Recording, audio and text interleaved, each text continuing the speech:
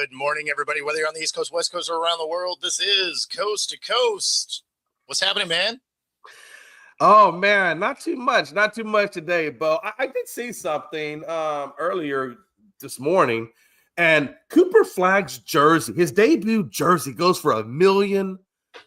Wow.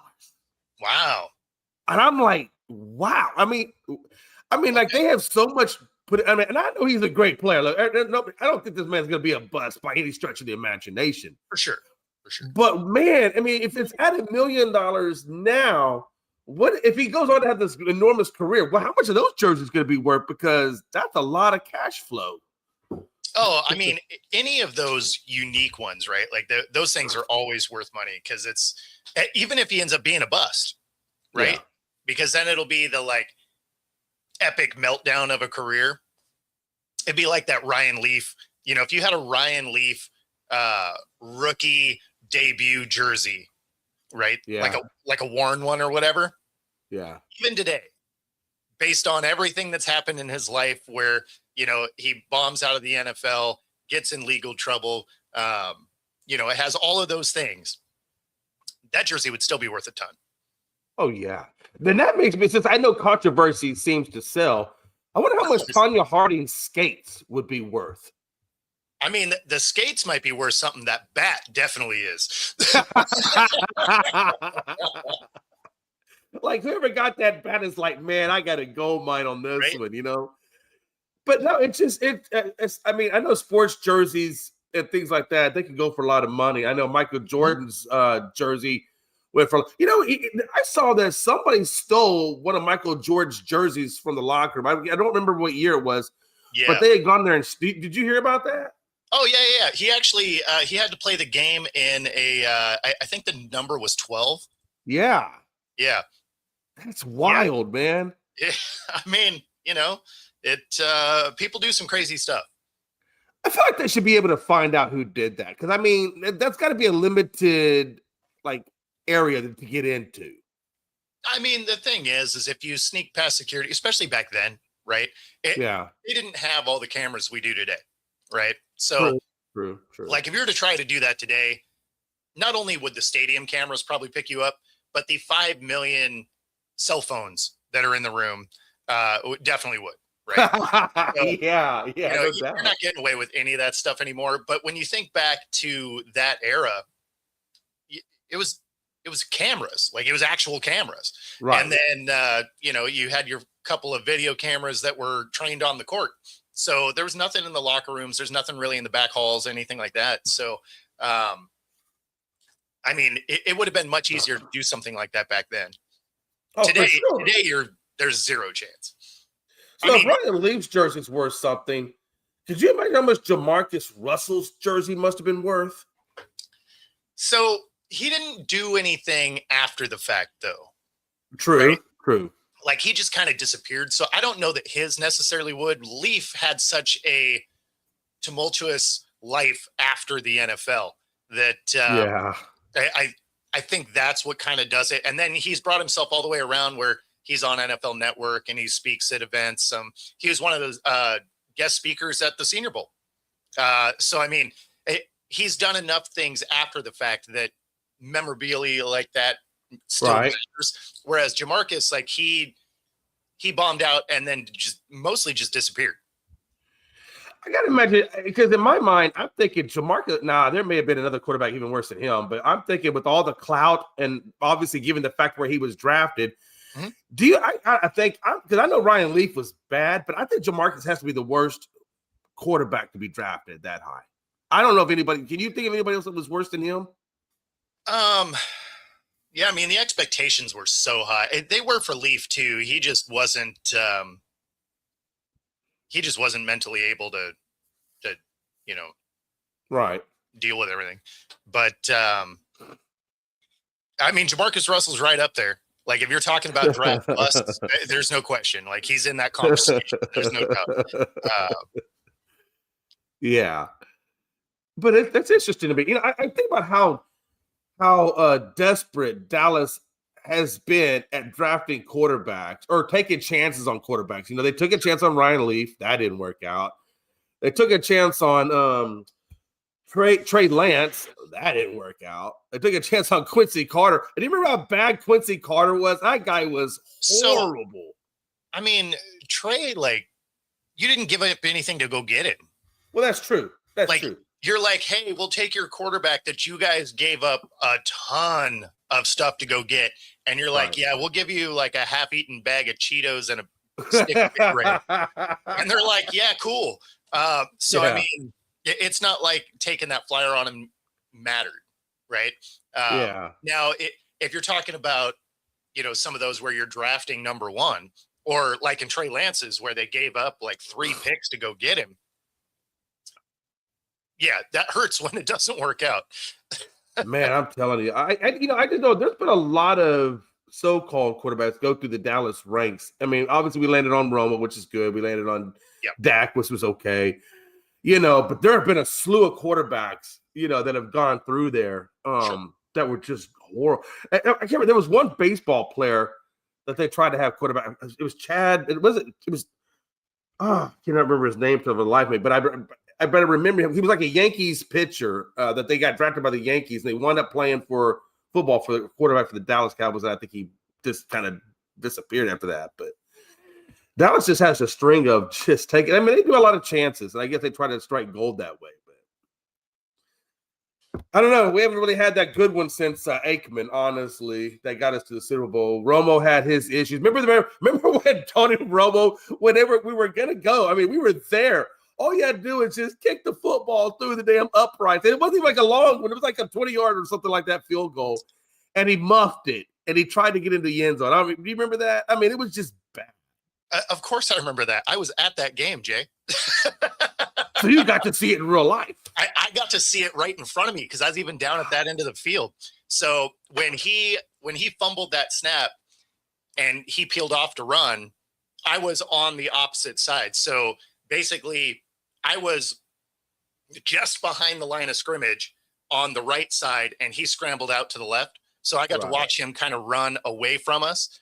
And the thing that's funny is I believe there was still a possibility of getting a first down. So although he could have scored a touchdown, I think he only needed like 1.5 yards to technically get a first down on that play also. But kudos to the defense stopping him short. That the stadium absolutely erupted when I would too. Yeah. Because everybody probably had to think, okay, this is it. They're going to get the field goal. They're going to get the win. We're going to go home pissed off. And then when it happens, they're like, oh, my God. Well, yeah, because there's a playoff game, exploded. Right? We thought we were going to lose this playoff game at home. And so that play was huge. That play was huge. Absolutely. Yeah, and then, of course, Dak has had his moments. It just seems like, with those two quarterbacks, Romo and Dak, they just, when they get to the playoffs, I don't know what happens to them, but they just make so many critical errors, that it's just, and then, of course, the team had carriage too. But they're literally the same guy. When you look at the stats, they are the same guy. Yeah. I didn't mind Romo. Donna's in here. I can't stand Romo. I didn't mind him. Like he was an entertaining personality. Honestly, he was a decent quarterback. His biggest thing is he just couldn't stay healthy. That's right. That dude was hurt all the time. That's probably one of the things that is interesting when you compare him to Dak, because Dak mostly has been healthy. He's missed a couple games in here and there, but not as many as Romo did. So when you're looking at the stats being very similar, it lets you know Romo was actually a better quarterback. I mean, he could definitely air out the ball. Well, his idol was Brett Favre, right? I mean, that's who he grew up, idolizing or whatever. When he's smart. He was able to read a defense. Like he was good mentally at the position. Right. He just wasn't durable. Yeah, and that is the best ability is availability. So that, and Dak really, you're right. Dak for the most part stayed healthy. I think it's like the last couple of years that he's just run into injuries. I think mostly with his ankle and things like that. But yeah, but it's not like he's missed crazy amounts of time. In years he's been hurt. Most of the time it's like a couple of games and then whatever. Romo missed significant time quite a few times. Since we're talking a little bit about Seattle, Can't So before you go there, yeah, the thing that's funny is you either like him or you don't. There doesn't seem to be a gray area for Romo. I appreciate his ability to diagnose a play, right? Like his normal commentary, I'm not a big fan of, but when you listen to him break down a play, and of course, this is me being a nerd because I played football, and it's literally what you were looking for on the defensive side was trying to diagnose what the offense was going to do, right? So watching him do it is, that's where I appreciate his ability. Watching him, like, oh yeah, this is going to be a run out, with a screen block and a pulling guard. I can appreciate that because I like the X's and O's of football, and that's something that is generally missing when it comes to commentary. But again, that's only going to appeal to people that probably played. Yeah, absolutely. And let's be honest, Donna. Once what was that girl? What was once Carrie Underwood came into Romo's life, he didn't care. Would you care, Donna, if Carrie Underwood came into your life? You're like, yeah, football's great, but I'm kind of focusing on Carrie right now. It wasn't Carrie though. It was Jessica Simpson. That one too. Yeah, I remember you're right. I mean, let's be honest. That was the one. Where he really fell off. Like his gameplay, like it was noticeable around the country. You're just like, oh, they started dating and he forgot how to play football. The power of a woman can destroy a quarterback's career. I'm telling you. I think Travis. I mean, even Travis kind of fell off a little bit after he got with Taylor Swift. I mean, he hasn't really. Yeah, I mean, his hairstyle changed, his dressing changed. I mean, that man became a different person. Yeah, that's not the part that I'm worried about. It was the fact that you could see that he just wasn't putting the same work in. He was much slower. And then he didn't really recover from that. This last year, he still looked really slow. That's why I think he's going to ultimately retire, especially with Mahomes going to miss most of the year. You don't think he comes back for one more? You think he's just going to call it? I mean, I don't blame him for calling it. I mean he's had a. What are you coming back for? Because your quarterback isn't going to be there. Yeah. So you're going to have whoever your backup quarterback is going to be this year, right? Because we don't really know that yet. But I mean, so you're going to have a backup quarterback. You're in a division that's getting tougher. I mean, you're looking at a season that you probably have a good shot at missing the playoffs again. I mean, I don't know if you return for that when you have all of these off the field opportunities that are ready to go as soon as you say, hey, I'm retired. Then he can do his podcast, New Heights, more. I know he's going to have as much TV opportunity as he wants on whatever network he wants to go to. Oh, sure. I mean, when you're looking at all of the off the field stuff, unless you're really trying to spend the next 2 years getting the all-time yardage record, there's really nothing else to come back for. You have multiple rings, and the team that you'd be coming back to really isn't set up to win. Like if your team was set up like, hey, this thing is a front runner to go win another ring, sure. You're like, hey, you know what? Let's do it one more time. I want to add some hardware. But when you're looking at a team that isn't going to have all of your best guys and you're like, well, we're probably going to miss the playoffs. Like, what are you coming back for? Kansas City intrigues me, though. They intrigue me for a couple of reasons. Number one, Bieniemy's back. And I know that Patrick won't be there now. And maybe it won't be this season that they do anything because you're right. Patrick Mahomes going to miss a lot of time. But what about the season after that? Because I'm looking at Rashee Rice now. He's got some legal troubles. I don't know what's going to happen with that whole situation. Mm-hmm. But Tyreek Hill is a free agent. And could they bring Tyreek and put him back in the book? They'll probably get him at a cheaper price because he's coming off that big leg injury. Mm-hmm. I mean, I don't know if they do anything this year, but maybe the year after, if they play it right, they could make some noise next season. Yeah, so it wouldn't be like, again, this coming year is probably going to be a rough year for him. But then when you're thinking of Kelsey, so what, you're gonna hang out for at least 2 more years? I mean, I don't see that. Yeah, I know. I don't think I think you're right about Kelsey. I think he probably, and then and again, like you said, once the Taylor came into his life, I think he really focuses more on that end of it now and the entertainment side of it now. And I think you're right. I think he has lost some of the drive that it takes to compete at the highest level of football. So I do believe that. And I do think he's probably going to fade to the right side and then go do that side of life. And that probably is a good thing for him. He's got a couple of rings. He's got money. He's good. His girlfriend's a billionaire. I mean, he don't want for anything. Yeah, I mean that's the thing is there's not a lot of drive to come back, right? Right. Like when now he's a free agent, so he could go anywhere. Like if somebody else wanted to throw some money at him to come play tight end for a year, I mean, maybe he does that. I don't know. I just don't see, unless you just really had love to want to get back into it. Like I get that. Like if that's the thing is like, hey, I want to play until the wheels fall off. Fair enough. Who am I to say, don't go chase that dream, right? But that's why I appreciated that Rivers came back. He's like, I just wanted to play again. I get it. Like, yeah. if my body could hold up to it, I'd lace them up tomorrow. So I completely understand. But but if outside of that, unless you just really love going through all of that, your potential landing spot probably isn't good. So do you want to come back to either the team you've been on that isn't going to be great, or probably another bad team? Because most of the good teams already have their guy. Yeah. I can honestly see the Patriots, who have a ton of cap space, making an offer to him on a 1 year or a 2 year, whatever is palatable to him. And, you have Drake May, who's a good quarterback. You got a good offensive coordinator in Josh McDaniels. You got good run. I mean, you got all the intangibles on that offense. And he could just be that guy that takes some of the pressure off of Stephon Diggs or whoever else, on that short yardage type situation, I can see that being a possible. I don't know if they're going to do it, but I can see that being a possible landing spot. Yeah, I could see Tyreek more likely than Travis. Just because that team is so young. Right.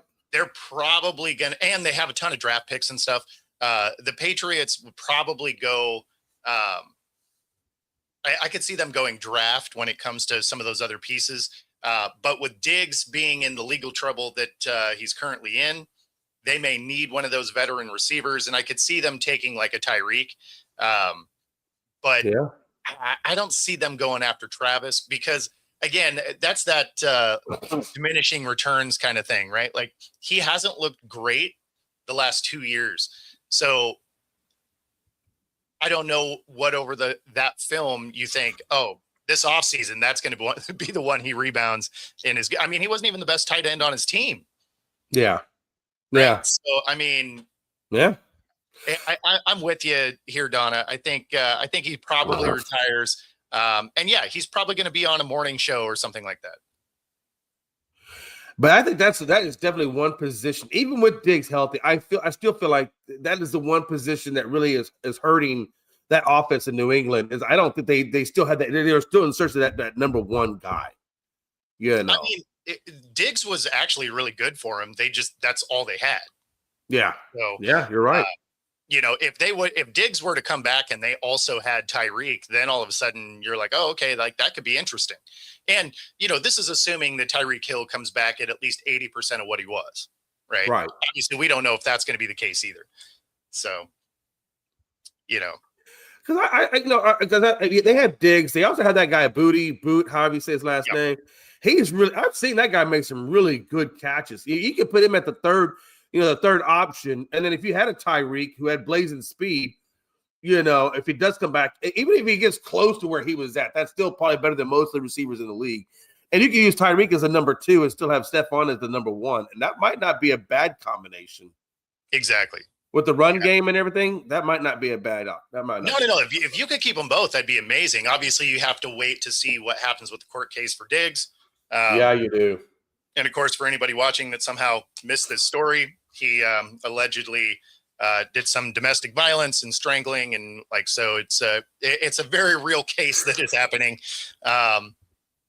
So we'll see how that plays out. But yeah, I mean, if they were to go pick up Tyreek for relatively cheap, and then somehow keep Diggs, provided he's available. Yeah, it rules in his favor, right? Obviously that changes the way that team looks. Otherwise, they're going to have to use some of those 11 draft picks and go get some receivers. My thing is, even if he clears the legal hurdle side of it, I still think there's possibly a real scenario where they could fine him a number of games or suspend him a number of games. The NFL would take action, possibly. Yeah, so it just depends on their conduct policy. I think it is. I think they do that. It depends on how it gets ruled, right? So if he gets ruled where he's not guilty in any facet, then nothing's going to happen, right? It also depends on what the evidence is, right? Like they weren't going to really do anything to Ray Rice until that elevator video came out, and then they're like, "Oh, okay, yeah, we got to kind of suspend you, man." Yeah. So it's it really depends on it. Well, we'll put it this way: the NFL cares about the NFL, right?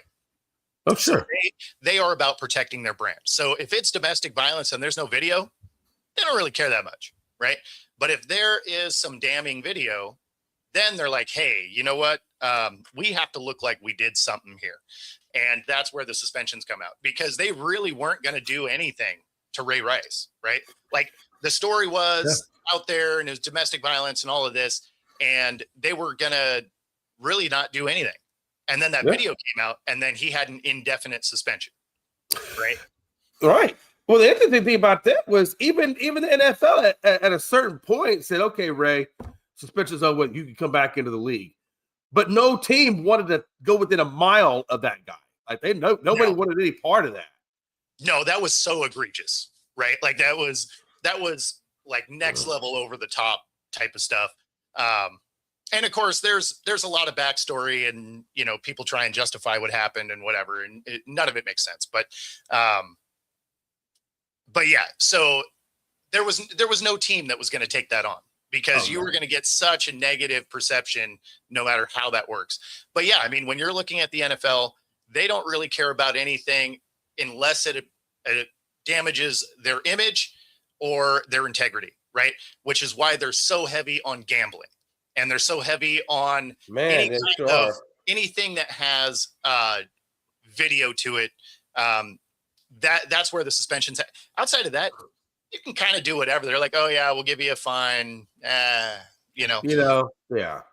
But you're right. Hey, as long as there's no video, hey, you know what? We'll give you a small little suspension, but you're good. Don't worry about it. No, a lot of times if there's not video, it's a fine. Yeah. That's it. Different subject matter. So obviously, Clint Kubiak leaves your team, goes and becomes the head coach of the Raiders. Now he takes your quarterback coach and makes him the offensive coordinator with the Raiders as well. Yep. So you guys are going to have to. Do they have anybody in mind to take over those two spots to continue where they left off, or is there anybody you would like to see come over? So we did hire a OC. Okay. In fact, let me grab that, because oddly enough, I have it. I hit the wrong thing. It's there we go. Hit the wrong button. So got Seattle Seahawks hire Brian Fleury. And he was the tight ends coach for the 49ers and was for since about 2019. They run a similar style offense. So in theory, this should be a pretty decent hire. It's interesting because it's in the same division, right? As you're snagging him from the 49ers. So then do they also get some intel into the way the Niners work? Because he's been there for so long, he's got to know the ins and outs of that Niners offense pretty well. So yeah, it'll be interesting. Yeah, he's a biker, dude. No question. He does have that look. I think if you put a Hell's Angels jacket on him and a Harley, and yeah, you're pretty much right there. And I was kind of wondering how that was going to work out. Because Clinton did such a good job for you guys. He really, got the most out of Darnold. That run game. Even when you lost Charbonnet, Walker stepped in real nice. So are you guys expecting? I'm assuming you're expecting to lose Walker at some point. Yeah. And so this is the guy they took. This was the quarterback's coach that the Raiders took, and yes, this move made sense though. I mean, obviously it's elevating him to OC, but he came to Seattle with Kubiak. Yeah. So he was his quarterback's coach. Now he's going to elevate him. Kubiak's still going to be calling this offense. So this actually makes sense to bring him along. So yeah. As far as your other question though, Walker, they don't have any habit of overpaying running backs here in Seattle. I fully expect him to be released, or he's free agent, so I guess they don't have to do anything. But yeah, I don't expect them to retain him. He's going to want too much, and other teams are going to give him money, right? Like he's going to make somewhere in that 10 to 12 mil a year, and he had a great year, won the Super Bowl MVP. Someone's going to throw some very real money at him. Oh yeah, no doubt. And honestly, I think just with the good play of Charbonnet, I think they kind of made him a little bit expendable because Charbonnet, once he comes back healthy, he's a hell of a running back as well. So I think that kind of opened the door for him to leave, and then they can find somebody else, pay him less money, and then take up that number 2 spot behind Charbonnet. I'm thinking. Yeah. So I mean that's the thing is they drafted Walker in the second round, and then the next year they drafted Charbonnet in the second round. Like until this year, we haven't had a running back make it through the season, a starter not land on IR since 2014. So they're not they don't really pay running backs because we can't keep them healthy. So I mean, when you think back to all the guys we've had here, the Chris Carsons, Rashad Pennies, like all these guys, they all ended up on IR multiple times during their time here. And so, yeah, they're not going to pay him. I'll be really surprised if they do. I'm not saying the chances are zero. Anything can happen, but I'd be really surprised if they paid Walker. Well, you know what they say, Bo. You're also really surprised when the Mariners brought in free agents. Well, I mean, we're talking about 40 years of history. I know. Doing it, but yeah. I mean, and that's why I say that there's a chance. And let's be honest, though, you guys are getting ready to sell that team, and I'm wondering how the new ownership group and what their approach is going to be in terms of paying players and things like that, because that could change that dynamic. Yeah, it won't matter because the sale won't happen before that.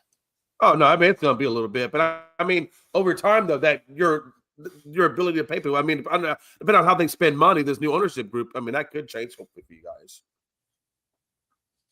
Yeah, no, I mean, anytime you have an ownership change, it is always interesting to see if the philosophy changes with it. Now, hopefully we get somebody as committed to winning as what, Paul Allen and the group, right. The estate group were, but yeah. And so they want to sell. It was actually part of Paul Allen's will is that Jody Allen didn't want to be in the sports business anyway. And so as soon as he passed, all of their sports franchises had to be sold. They're in the middle of selling the Portland Trail Blazers right now. Yeah. And, if you're looking at Seattle, you knew that it was going to take a little bit of time because we were getting close to the end of the Pete Carroll era. A couple of years ago when we started talking about this, we basically all alluded to, they're probably going to wait until there's the new coach in there. And we were thinking that Schneider would also be gone. So we were like, new coach, new GM, once they get those solidified, then they'll put the team up for sale. And the only reason I thought it would go that route is because the Broncos went the other direction and they suffered for it. Right. They spent an insane amount of money. The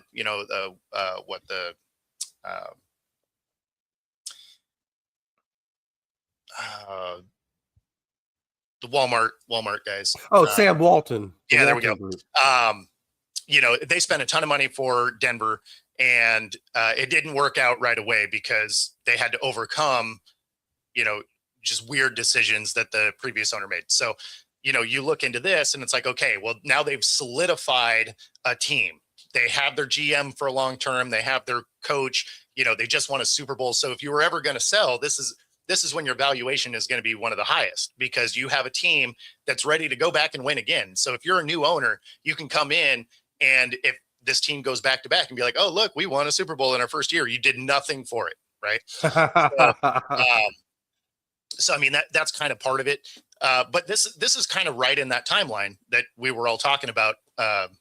So you're a couple years into this, you win a Super Bowl like that. That's about as good of a situation as you can go.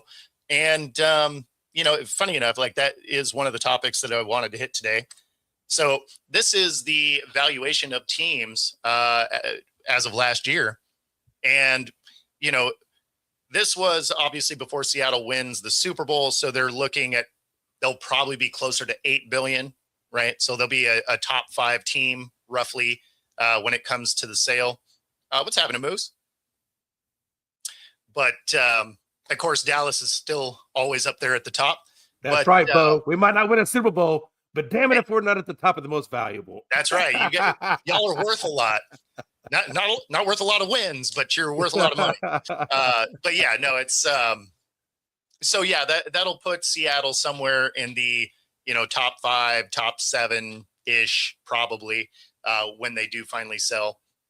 One thing interesting about selling a team in the NFL is they require the primary to be at least 30% of the total bill.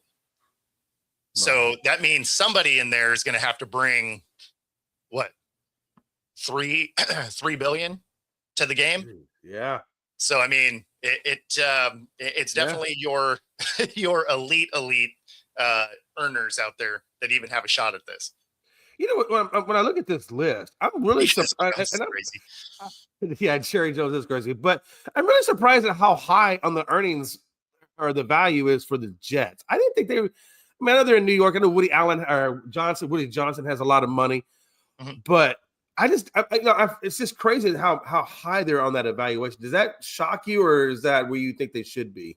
No, because you're talking about a large market team, right? Right. And you're talking about the New York City, not New York total. Just New York City has more population than most states. You're right. So I just feel like, but they don't they have to share some of that though with the Giants? I thought the Giants might take some of that, which I mean they're at number 3. But I thought that might hurt them a little bit because it's a dual team city. But I guess you're right. But that population. Yeah. I mean, when you're talking about New York City, right, just as itself, and then say you cut it in half, right? Say it's a perfect 50-50 split for the Giants Jets. Right. That population is still probably more than 2 or 3 times the entire suburban Seattle area. All right. So I mean, no, it doesn't shock me at all.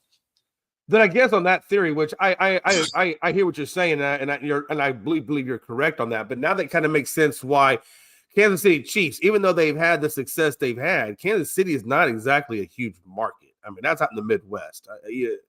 So I guess that I can see maybe that's why that evaluation would be where it's at. Is my thinking correct? Yeah, I mean, when you're looking at the teams that are at the bottom here, I mean, a lot of these are smaller markets. And it just has to do with, advertising sales and ticket sales and all the other things that go along with it, right? So these aren't numbers based on success, obviously. I mean, right. You have the Jets and the Bears and the Raiders, right? I mean, like these guys are all in the top 10. You can't tell me that they've had great success over the last 20 years, right? Oh, heck no. So no, this has more to do with their marketability, has less to do with actual wins on the field. Because otherwise, like some of these teams that are towards the bottom, like the Bills, they've won a ton of games. Yeah. But but Buffalo's not a huge market. No, not with all that dang snow. Anybody want to go to Buffalo? I mean, it just not even just that, but like just the Buffalo area isn't huge. And then it is split with the other New York teams. And so, I mean, it's kind of, they're in a weird spot. So now other teams that are near the bottom do make some sense, like Arizona, not a huge market. No. Jacksonville, not a huge market. The Bengals, not a huge market, and they kind of suck. So, I mean, like, yeah. When you're some of it has to do with the way that the organizations are laid out also. If you're going into a Bengals situation, it's not exactly, great. Yeah. I mean, you're not wrong. Yeah. Of course, the values will be a little different today, right? This is as of last year. So all of these numbers will have gone up, but it won't have gone up significantly, right? Because we're talking about, numbers in the billions. So it's not like last year to this year, outside of Seattle probably gets a bump for winning, right? So instead of being close to 7, they'll probably be close to 8. But outside of that, these numbers are probably going to be relatively close. So if you're looking at like the Bengals at the bottom there, that's at 5.25, I would bet that it might be at like 5.27, 5.30, right? Like it's not going to be a significant bump. Same with Dallas at number 1. I would bet that the number shift is nominal, right? Like it may not even necessarily show up as anything, because this is literally going, 13 billion.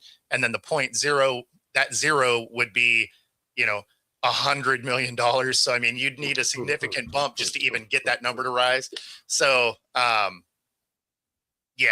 don't think the numbers would move enough that the graphic is just irrelevant. Right.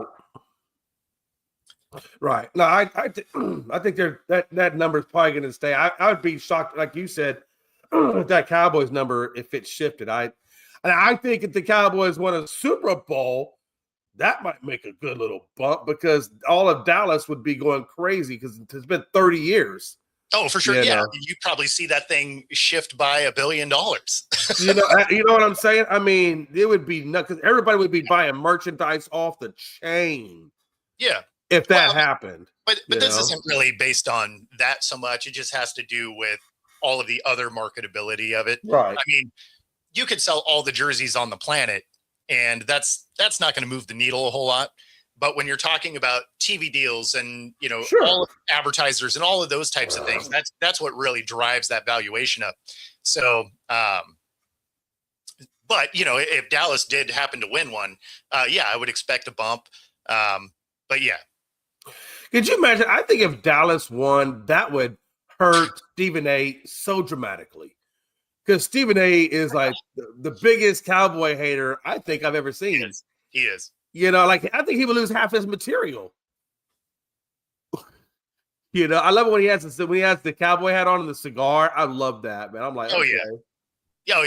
No, he always goes after Dallas. And it's, the thing that's funny is it has nothing to do with Dallas. It has to do with the Dallas fans. Yeah, no, it does. It does. And he always loves I haven't seen that man roast Jerry on an interview before. Oh, yeah. And Jerry just sits there like, I don't care. I'm rich as hell. It doesn't matter.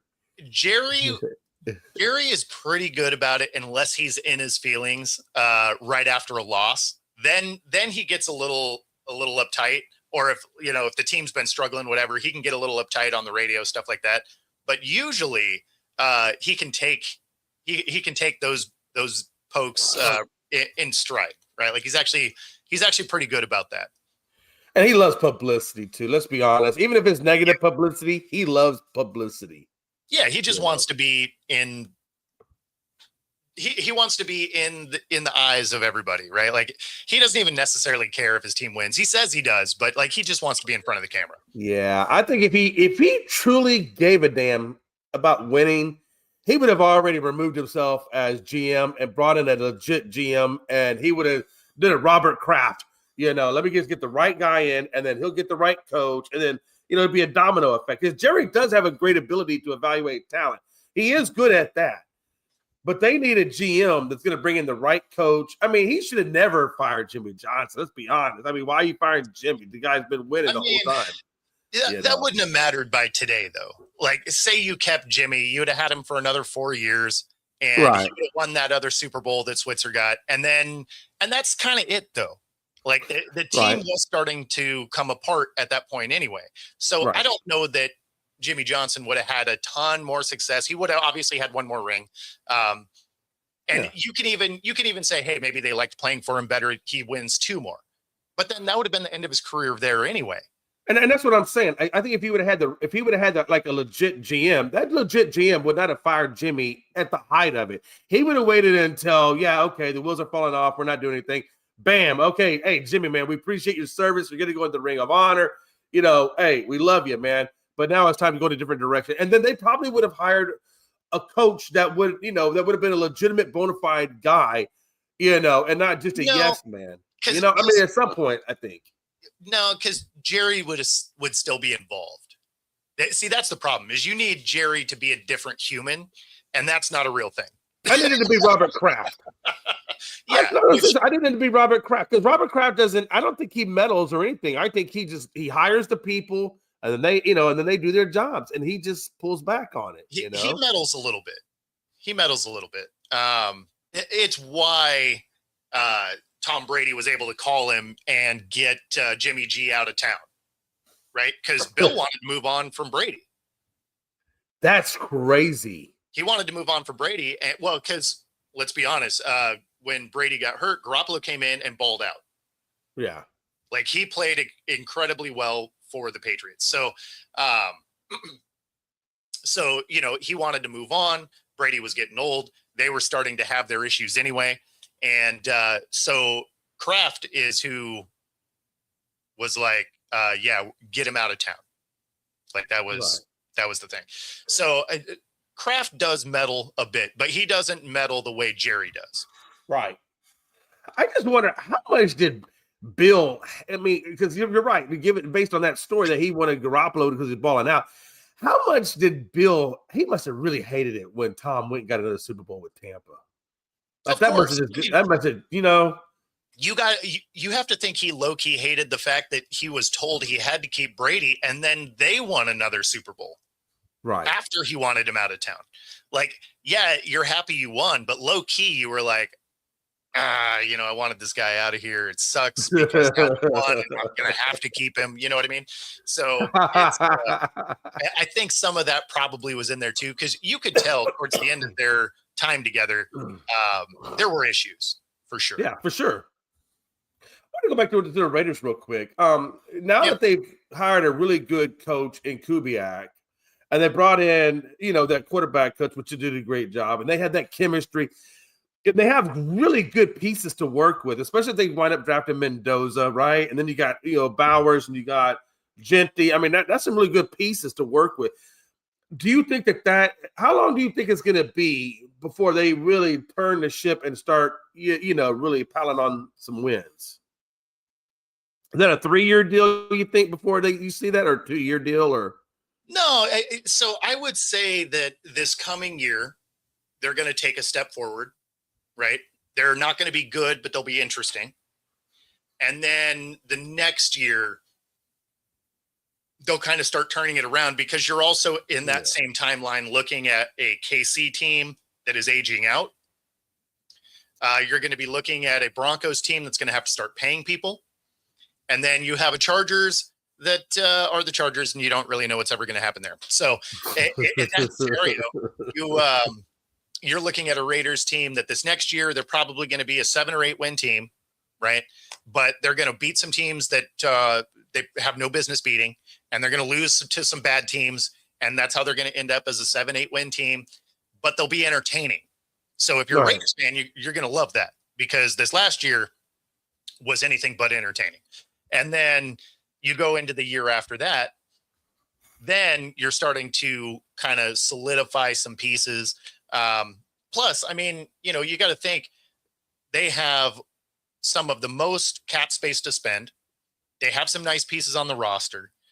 They have the number 1 overall pick, but they have 8 total picks. And then there's a chance that they could get 2 more comp picks. So if you're looking at 8 to 10 picks plus the number 1 overall and close to $100 million in cap space, you can really start to reshape this team this year.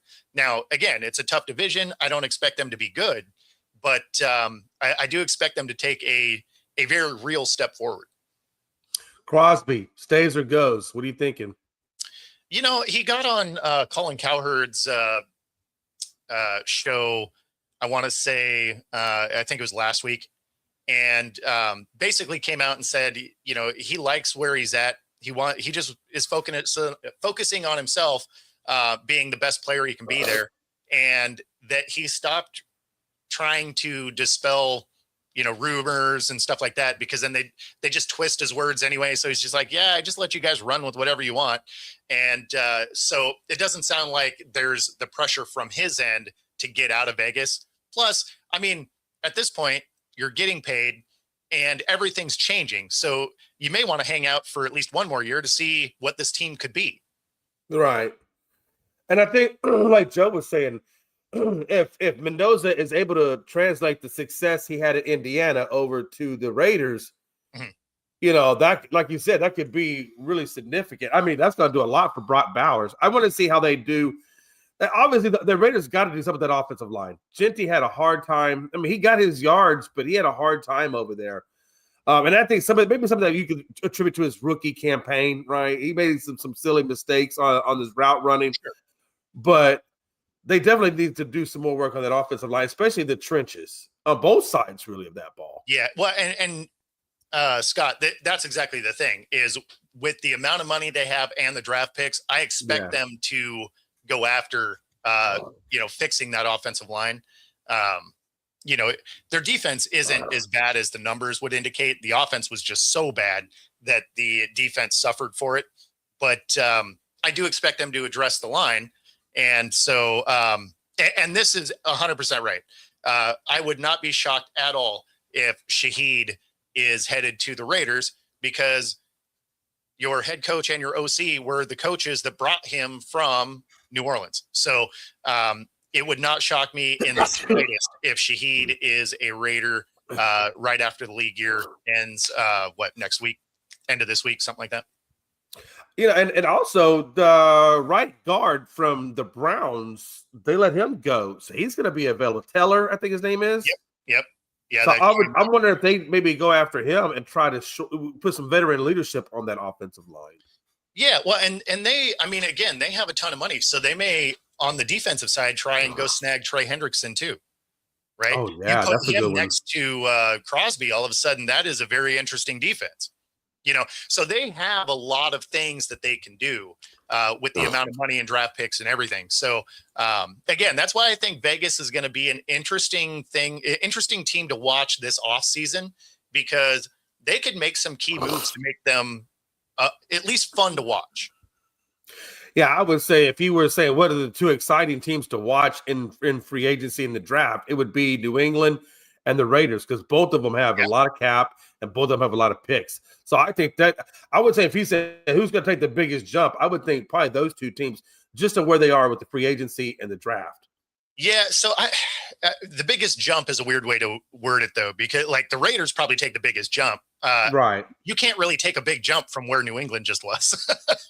I mean, true. I think more so just shoring up more on that defensive side of the ball for them.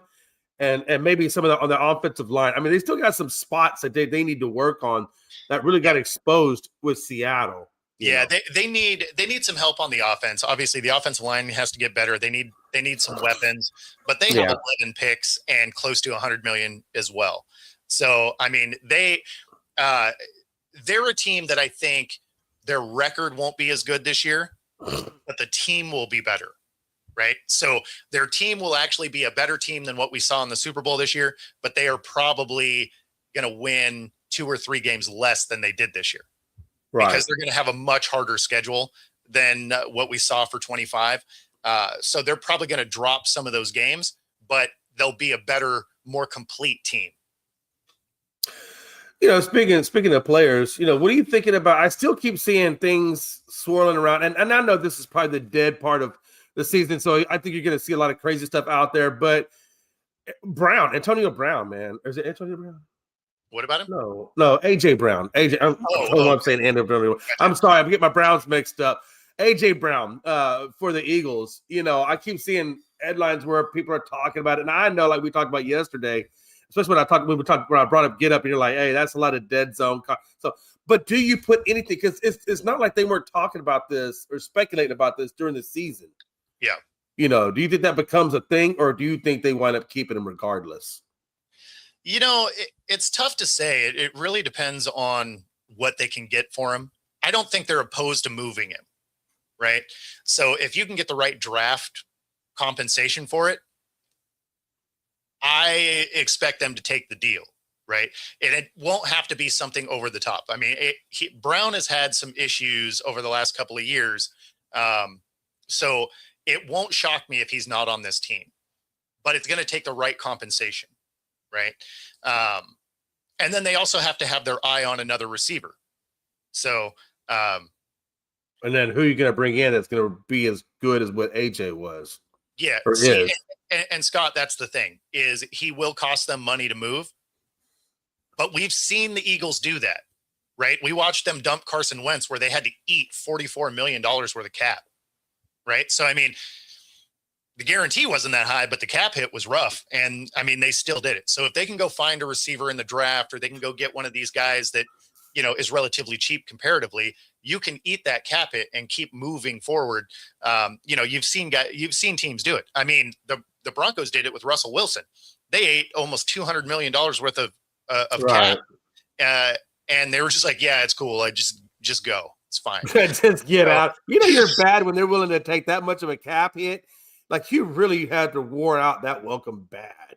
I mean, when you have $200 million worth of contract that you've never taken a snap for, and they're like, yeah, it's cool, just go play somewhere else. Just go somewhere. That's wild, right?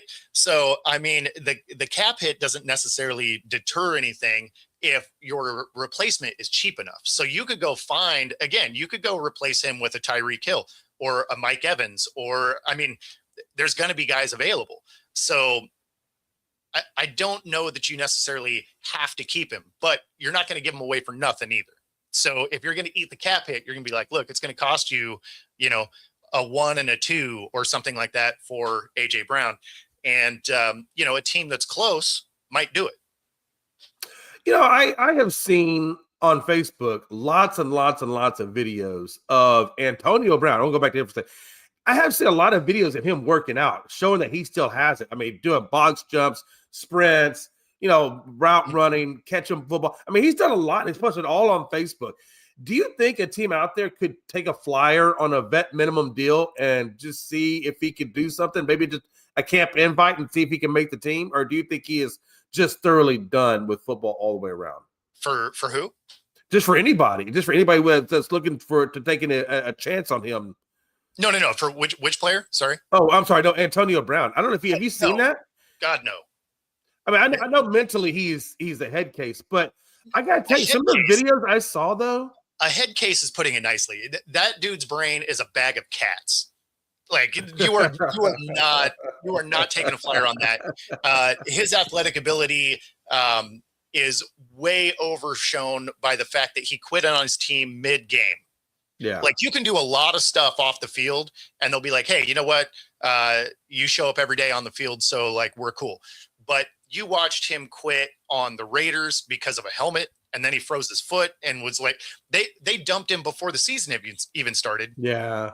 Then he goes to New England and flames out immediately too. Goes to Tampa, he gets a ring, and then the next year he's putting up deuces, running shirtless through the end zone. Like, there's no chance any team is looking at that and be like, yeah, we can count on that guy. So well, that's what I thought. Maybe would they take at a vet minimum where it wouldn't cost him really anything other than just a vet minimum contract, just to see if they could. No. But you think that would be enough to entice him? No. If he were to pay a team $10 million, they wouldn't do it. That's funny. Yeah. So, I mean, you just can't rely on him to actually play. And right. You know how we always say, best ability is availability. Yeah.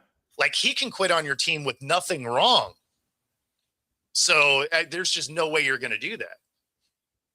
Especially because there's just other talent out there. And he's enough years removed from football. Like, who knows if he's even good enough to play at that level. I mean, again, elite athlete. If he would have mentally been able to keep it together, he'd be in the Hall of Fame. I don't think he gets there. Speaking of the draft real quick, I know we're getting close to time, but real quick, I know one of Dallas's big, they just brought in that guy Parker, I think his last name is, from the Eagles. to be our new defensive coordinator. And, you know, looking at who he's been under. I mean, obviously Fangio, you know, probably had a huge impact on him. He was with the Packers over there for a little while, and I know they had a pretty good impact on him. So I kind of feel good about this situation that we're getting into. And he says it's a day-by-day thing, and that they're going to look – they need help in every position, probably with the exception of tackle.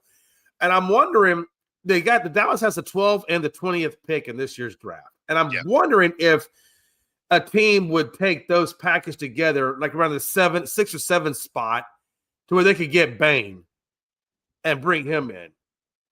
You know, I don't think you'd necessarily need to overpay for a draft pick this year. You know, you got 2 quarterbacks that are going to go at the top, and then there's nothing there. And then the rest of the first round, outside of a running back that's probably going to go 10 to 12, outside of that, it is a lot of guys in the trenches. It's a lot of offensive line, defensive line. There's some linebackers. Like, that is going to dominate your first round. Like, a lot of your skill guys are going to be like late first round, probably mostly second round. Like, most of your first round is going to be in the trenches. It's just kind of the way that this draft has come together. The skill guys just aren't as good as they've been over the last couple of years. And oddly enough, that's what Dallas needs the most, though, is work in the trenches. No, exactly, which is why I don't think you trade to move around, because you can get similar talent through most of that first round at those positions. So I don't think you necessarily have to move around unless there's just one specific guy that they really wanted to go get. But you don't really need to do that. Yeah, it's going to be interesting. And that's going to be interesting to see what Dallas does. Because like I said, I mean, they have so many needs, not so much on the offense, except for the offensive line needs a little bit of work. But that defense, my God, man, we were like dead last in just about every statistical category there was for the defense. So, you know, he's got his work cut out for him. Yeah, he's got his work cut out big time. Yeah, no, it was definitely rough.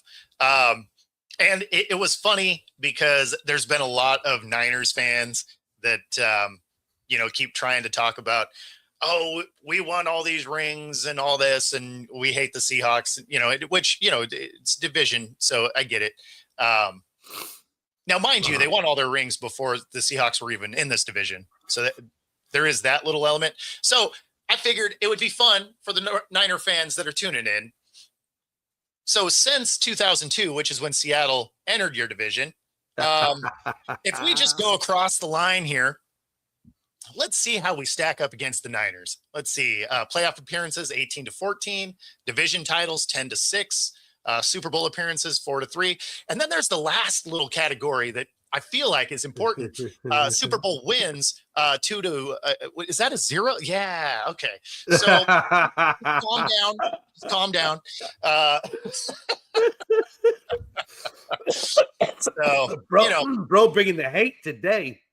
You know, there's been a lot of it from Niners fans are like, we got these 5 rings, and you're just like, yeah, that's fine. We're not taking anything away from that, but it was 30 years ago, and we weren't even in your division, so we don't really care that much. In the 90s, like 4 score and 3 decades ago. Yeah, I mean, that's the thing, Super Bowl. Right? No, don't get me wrong. We were terrible in the era that they were winning Super Bowls. So had we been in that division, we'd have still been losing. So like, I'm not pretending like had we been in the division, we would have won, because we were awful in the night, especially the early 90s. So 95. Yeah, it was the same time frame as the Cowboys. That was in that Cowboy 49er back and forth run. That was the last time. And then when that came to an end, yeah, all that stopped. Yeah, it's been a minute. We'll put it that way. Let's put it this way. Bo had hair the last time they won the Super Bowl, okay? Last time they won the Super Bowl, I think I was in junior high. Exactly. So he had hair. The Niners drought gets talked about a lot, actually. It gets compared to the Cowboys a ton, just because they are intermingled in the timeline. The difference is everyone talks Cowboys because the Cowboys talk about the Cowboys nonstop. Yeah. It's true. So, I used to be one of those people, and then I hate eating that much humble pie. And yeah, exactly. So you're gonna eat so much humble pie, and then you're like, "No, I'm done. I'm off this bandwagon." Yep. That being said, that does get us to the top of the hour. We appreciate everybody tuning in. Be sure to like and subscribe. Helps us bring our stuff to you. Otherwise, we're going to get out of here. We'll see you tomorrow. Have a good one, everybody. But he said.